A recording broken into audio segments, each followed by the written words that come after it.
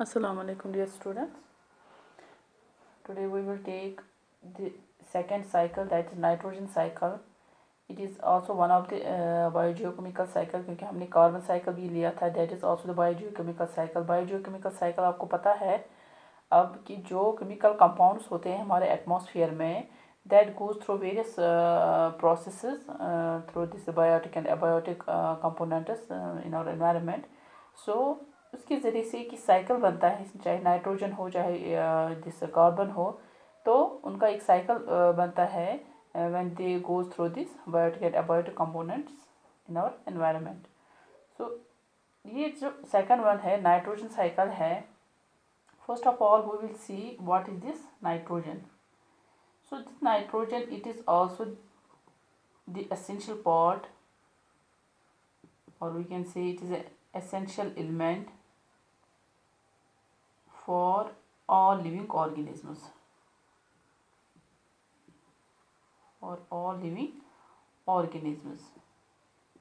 and this nitrogen it is also important part in our cells.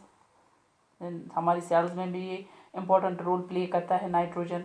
या जो boy की process होती है जैसे अमाइनो एसिड्स है, अमाइनो एसिड्स या proteins, for the synthesis of these amino acids या प्रोटीन्स, उनमें भी इसका इम्पोर्टेंट रोल होता है इस नाइट्रोजन का. या इन डिफरेंट एंजाइम्स. या इसी तरह हम देखते हैं जो भी हमारे जो जेनेटिक मटेरियल्स है जैसे डीएनए है या आरएनए है, ठीक है, तो इनमें ये इम्पोर्टेंट रोल प्ले करता है नाइट्रोजन. इसलिए हमारी जो नाइट्रोजन है ये हमारी लाइफ के लिए बहुत इम्पॉर्टेंट है. फर्स्टली ये जो नाइट्रोजन है इट वाज डिस्कवर्ड बाय एक स्कॉटिश जो साइंटिस्ट थे, स्कॉटिश साइंटिस्ट जिनका नाम था डैनियल रथरफोर्ड. 1772 में उन्होंने ये नाइट्रोजन डिस्कवर किया. ये जो नाइट्रोजन है जैसे कि आपने कंपोजिशन ऑफ एटमॉस्फेयर में पढ़ा था, जो कंपोजिशन वहाँ पर नाइट्रोजन की है that it makes 78% of this atmospheric this gas. 78% of atmospheric gas.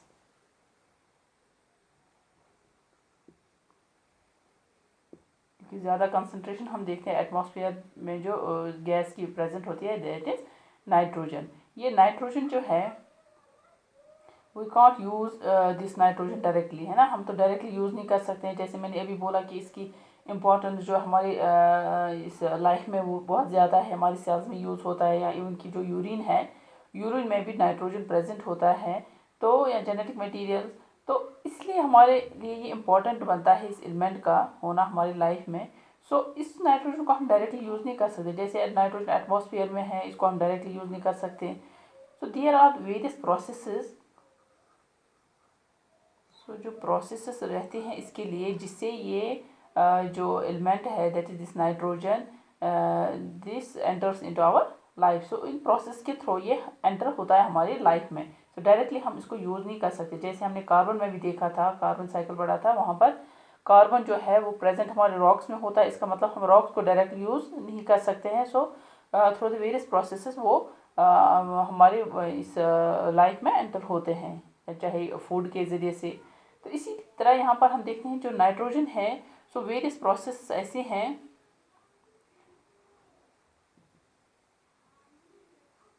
which help us in entering this nitrogen or this element into our body or into our life.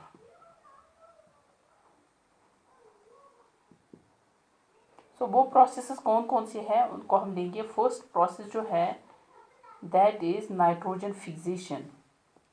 अब हम देखेंगे यही नाइट्रोजन कैसे enter होता है हमारी लाइफ में, जो नाइट्रोजन हमारे एटमॉस्फेयर में प्रेजेंट होता है. फर्स्ट प्रोसेस रहती है इसकी दैट इज नाइट्रोजन फिक्सेशन. तो नाइट्रोजन फिक्सेशन ये प्रोसेस है जहाँ पर नाइट्रोजन जो है वो कन्वर्ट होता है नाइट्रोजनस कंपाउंड्स में. फॉर एग्जांपल हम लेंगे एटमॉस्फेयर में नाइट्रोजन प्रेजेंट है, जो नाइट्रोजन हमारे एटमॉस्फेयर में प्रेजेंट है, यही नाइट्रोजन हाइड्रोजन के साथ मिक्सअप होता है। जो ऑलरेडी जो भी हमारे इस एटमॉस्फेयर में हाइड्रोजन प्रेजेंट है तो उसके साथ ये मिक्सअप हो जाता है। तो वहाँ पर ये रिएक्शन करके ये अमोनिया या फिर ये अमोनियम इस अमोनियम में कन्वर्ट होता है, अमोनिया या अमोनियम में। This is ammonia and this is ammonium. तो इसमें ये कन्वर्ट होता है। ये प्रोसेस है कि नाइट्रोजन कैसे फिक्सेशन होती है नाइट्रोजन के एटमॉस्फेयर में, ये कंबाइन होता है हाइड्रोजन के साथ और वहाँ पर ये रिएक्शन करके अमोनिया या तो अमोनियम में कन्वर्ट होता है। यहाँ पर ये देखना कि जो अमोनिया या अमोनियम है, so it is not directly used by plants या animals because it is toxic. These two that is ammonia and ammonium, these are toxic. ऐसे डायरेक्टली हम इसको यूज़ नहीं कर सकते हैं, क्योंकि हम देखते हैं कि जो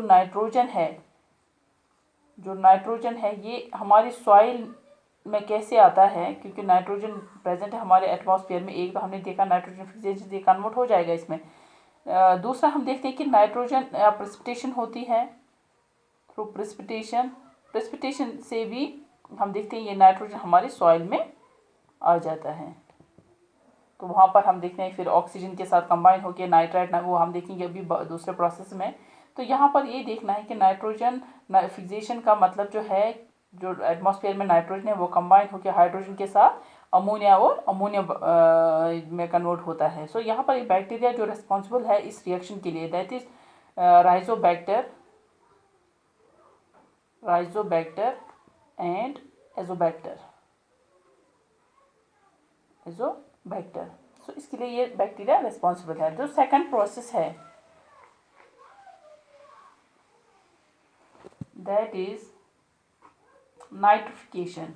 पहला नाइट्रोजन फिक्सेशन, अब है नाइट्रिफिकेशन।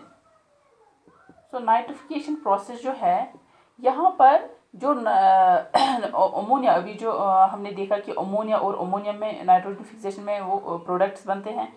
तो यहाँ पर यही अमोनिया या हम देखते हैं अमोनियम, ठीक है, ये कन्वर्ट होते हैं नाइट्राइट या नाइट्रेट में। तो यहाँ पर जो बैक्टीरिया रेस्पॉन्सिबल है for this process that is the nitrification, that the bacteria which is responsible for this process, that is nitrosomonas and nitrobacter। तो ये दो बैक्टीरिया रेस्पॉन्सिबल है इस प्रोसेस के लिए। थर्ड हम लेंगे, इट इज एसिमिलेशन। अब जो एसिमिलेशन प्रोसेस है, assimilation जो है, it means the incorporation of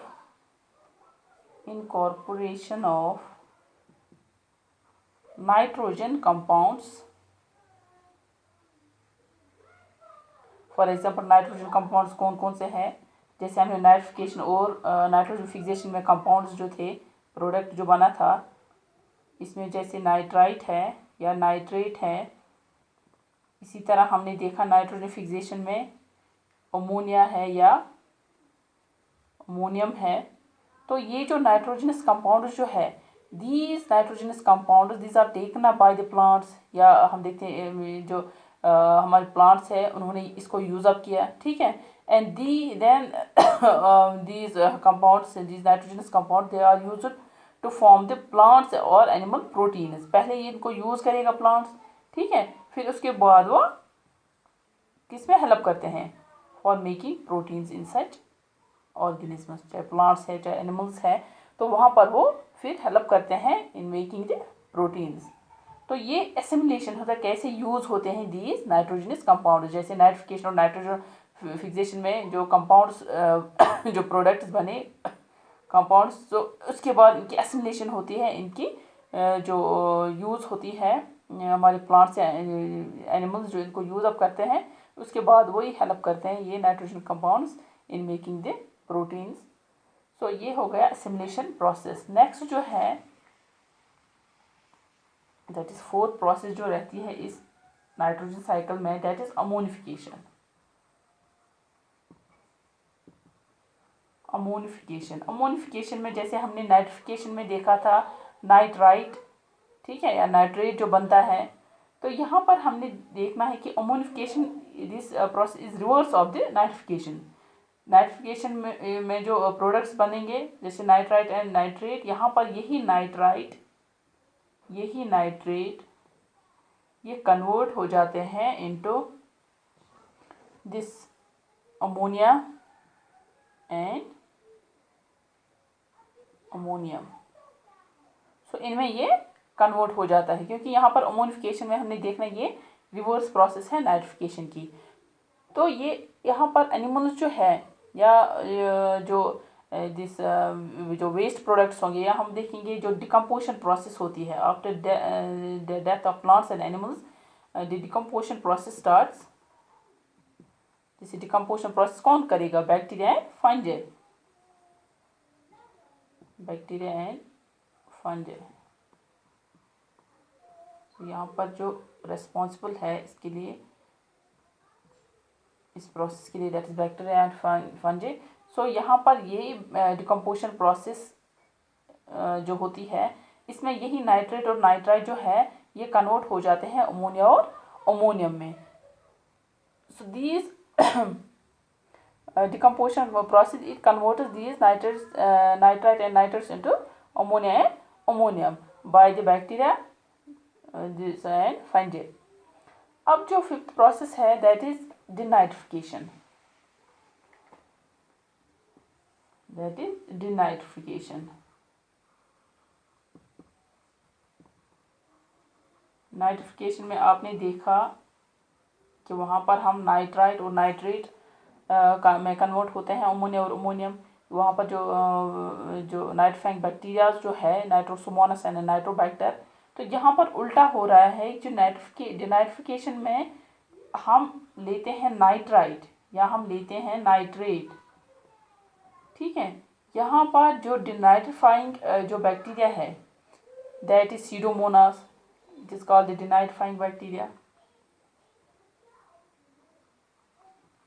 Pseudomonas is a denitrifying bacteria, ठीक है। ये जो बैक्टीरिया है ये कन्वर्ट करता है नाइट्राइट और नाइट्रेट को किसमें? सीधे ही नाइट्रोजन गैस में। कैसे? क्योंकि ये एनारोबिक प्रोसेस होती है, it's a anaerobic process. Anaerobic process कैसे? क्योंकि डिनाइट्रिफिकेशन प्रोसेस तब स्टार्ट होती है जब बहुत ज़्यादा प्रेसिपिटेशन होती है, सॉइल में पानी आ जाता है, ठीक है। जब सॉइल में वाटर प्रेजेंट होता है तो जो ये सीडोमोनास है ये इनको ऑक्सीजन नहीं मिलता है, क्योंकि इनको भी इस प्रोसेस के लिए ऑक्सीजन की ज़रूरत होती है।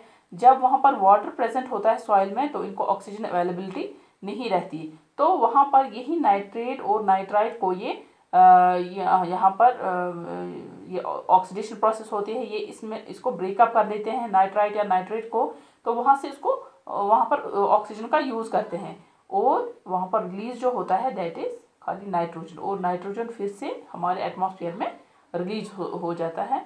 तो इस तरह से ये अवेलेबिलिटी ऑफ नाइट्रोजन जो एटमॉस्फेयर को फिर से होती है, जो कंसंट्रेशन जो एटमॉस्फेयर में है, कंपोजिशन इसकी जो है वो इसीलिए कांस्टेंट रहती है, वो चेंज नहीं होती, क्योंकि ये कंटिन्यूस प्रोसेस रहती है। सॉइल से फिर से कन्वर्ट होता है सॉइल से एटमॉस्फेयर में फिर से नाइट्रोजन आता है, या इसी तरह फिर नाइट्रोजन जो एटमॉस्फेयर में प्रेजेंट है फिर से नाइट्रोजन फिक्सेशन होती है, फिर से नाइट्रिफिकेशन, फिर से एसिमिलेशन, फिर से अमोनिफिकेशन एंड फिर से डिनाइट्रिफिकेशन होके ये फिर से एटमॉस्फेयर में अवेलेबल रहता है। सो इस तरह से ये कंटिन्यूस साइकिल चलता है, नाइट्रोजन साइकिल।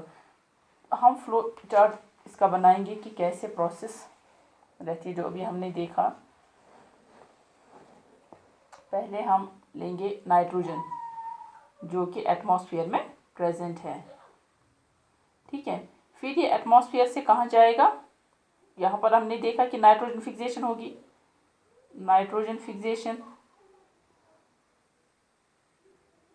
तो नाइट्रोजन फिक्सेशन के लिए कौन सा बैक्टीरिया रेस्पॉन्सिबल है? That is Rhizobium, Rhizobium. So ये किस में कन्वर्ट हो जाएगा?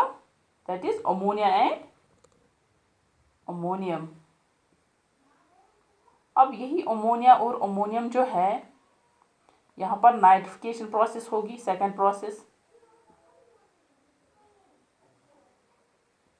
नाइट्रिफिकेशन प्रोसेस जो नाइट्रीफाइंग बैक्टीरिया है दैट इज़ नाइट्रोसोमोनास। ठीक है, यहाँ पर मैं इस बैक्टीरिया का नाम लिखूंगी नाइट्रोसोमोनास।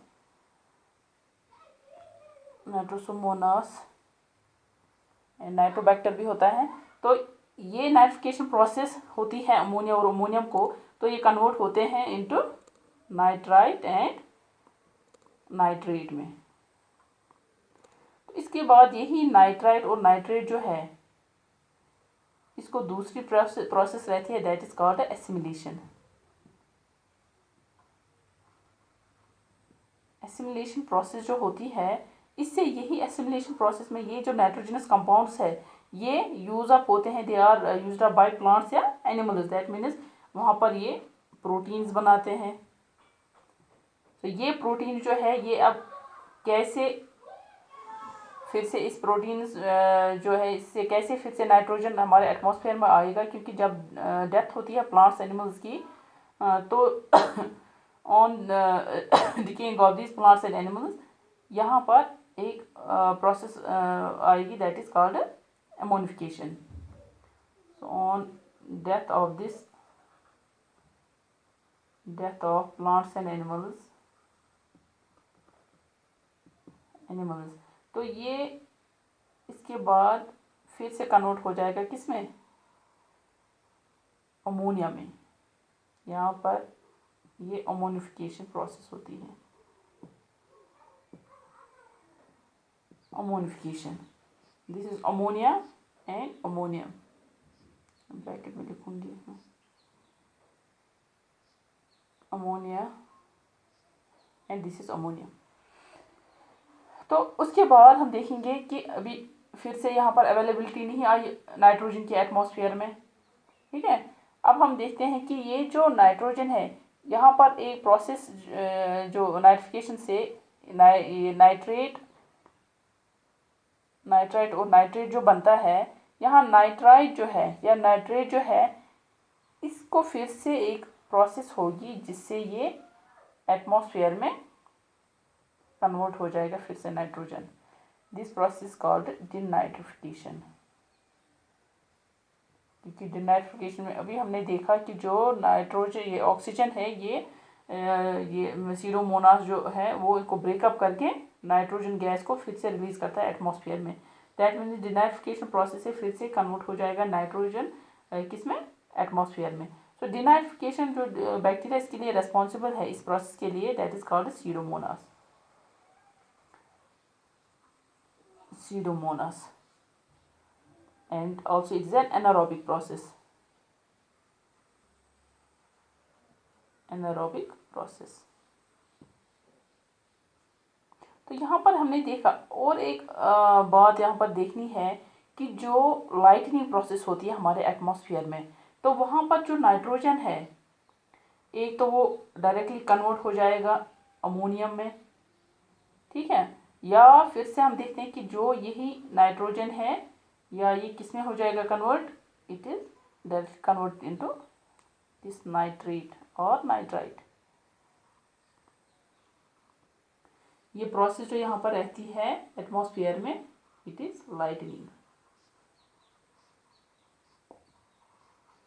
क्योंकि हमने देखा कि ज़्यादा जो कन्वर्शन होता है नाइट्रोजन का इनटू अमोनियम और नाइट्रेट में वो ज़्यादा नहीं होता है, ज़्यादा इस प्रोसेस से जो साइकिल रहता है हमारे एटमॉस्फेयर में तो नाइट्रोजन साइकिल हम थोड़ा बहुत हम देखते हैं कि जो नाइट्रोजन है ये लाइटनिंग से भी कन्वर्ट होता है अमोनियम या नाइट्राइट में या नाइट्रेट में। तो ये प्रोसेस रहता है हमारे नाइट्रोजन साइकिल का। So this is all about the nitrogen cycle.